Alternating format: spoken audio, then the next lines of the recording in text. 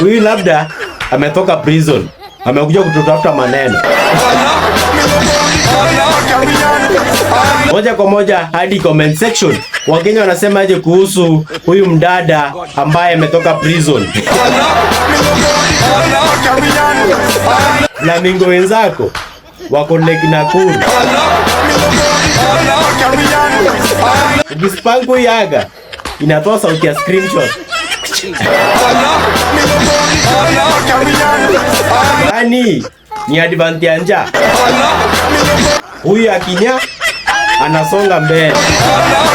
Hizi ni miguu ama ni mikono? Matako inakaa Panadol imetafunwa.